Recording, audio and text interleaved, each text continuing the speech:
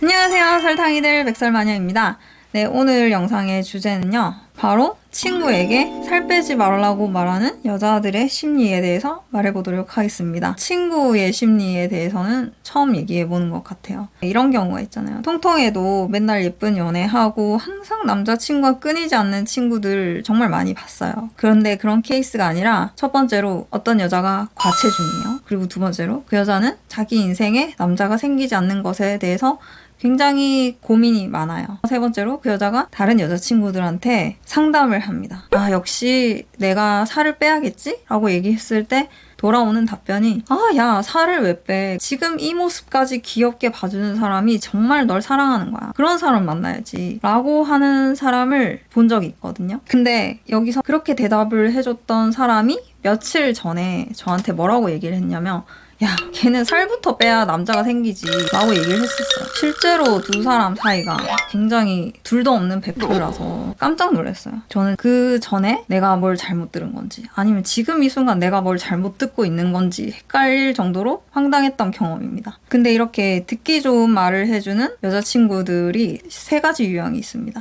첫 번째는 살이 분별이 잘 안 되는 사람들이 있어요. 판단력이 흐린 거죠. 그러니까 정말 살을 안 빼도 된다고 생각하는 케이스야. 그래야지만 운명의 사랑을 만나고 그게 트루 러브, 찐 사랑이라고 생각을 하는 겁니다. 두 번째로는 착한 아이 콤플렉스. 착한 말만 해야 되는 강박증이 있는 사람들이 있어요. 속으로 다른 생각을 할 수도 있는데 겉으로는 무조건 좋은 말만 하는 거죠. 긍정적인 말. 사실 여자친구들 중에 이런 케이스가 제일 많습니다. 이 친구 사이에서도 사회생활 하는 것처럼 상사한테 하듯이 친구한테도 좋은 말만 해주는 여자친구들 정말 많이 있죠. 세 번째, 사기꾼, 기만자 케이스. 제가 아까 말씀드린 거 실제로는 딱 한 번 봤습니다. 그만큼 드문 케이스예요. 드라마에서나 볼 법한 상황인데 그걸 제가 직접 보게 될 줄은 꿈에도 몰랐습니다. 되게 놀랐어요. 앞과 뒤가 다른 사람인 거죠. 다시 돌아가서 첫 번째, 살이 분별이 안 되는 사람들은 여러분이 살이 분별을 잘하는 타입이면은 곁에 두셔도 별 타격이 없겠지만 근데도 한 번씩 속이 뒤집힐 수도 있어요. 대화를 하다 보면 말이 안 통해서 힘드실 수가 있습니다. 그리고 만약 여러분도 스스로 판단력이 좀 의심이 된다 이러신 분들은 이런 친구를 계속 옆에 두면 계속 여러분 앞길이 꼬이겠죠. 이렇게 삶의 중요한 순간들에, 그러니까 내가 살을 빼야 되는 타이밍인데 옆에서 살 빼지 마라고 하는 친구가 있으면 당연히 내 인생 계속 꼬이겠죠. 그런 식으로 인생에 별로 득될 게 없는 친구라는 겁니다. 그리고 두 번째로 착한 아이 컴플렉스. 이런 케이스도 여러분들이 사리 분별을 잘 하시고 판단력이 있으시다면 가끔 내가 위로가 필요할 때 전화하면은 그럴 땐 좋아요. 나도 내가 살을 빼야 되는 걸 아는데 가끔씩 오늘 하루쯤은 정말 배 찢어지게 먹고 싶다 이러면 그 친구한테 전화하면 되지. 그러면 야, 네가 무슨 살을 빼냐. 그 정도면 됐어. 오늘 너 먹고 싶은 거 마음껏 먹어. 야, 먹는 게 남는 거 이런 식으로 얘기를 해줄 거 아니야. 그럼 이제 내 마음이 편해지고 그렇겠죠. 언제든지 내 편이 돼줄 수 있는 친구. 근데 확실한 거는 정말 여러분 살 빼는 거에는 1도 도움이 안 되는 친구라는 겁니다. 세 번째, 기만자 케이스. 끊어야죠. 손절하셔야 됩니다. 언제 여러분 뒤통수를 칠지 몰라요.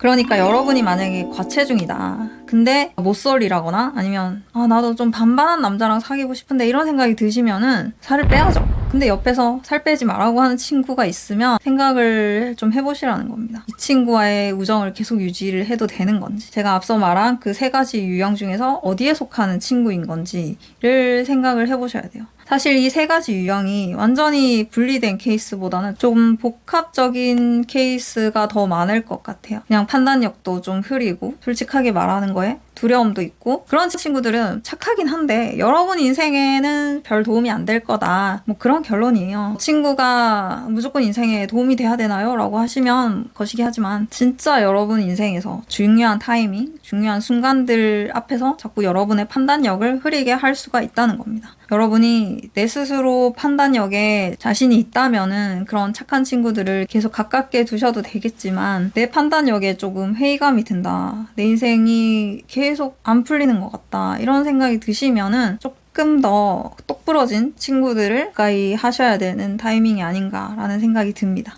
오늘의 이야기는 앞에 말씀드린 그 에피소드를 생각하다가 얘기하게 됐어요. 실제로 이렇게 살 빼지 말라고 말하는 여자친구들이 많을 것 같더라고요. 왜냐하면 한 번씩 통통한 못쏠 여자분들이 저한테 상담을 하실 때가 있어요.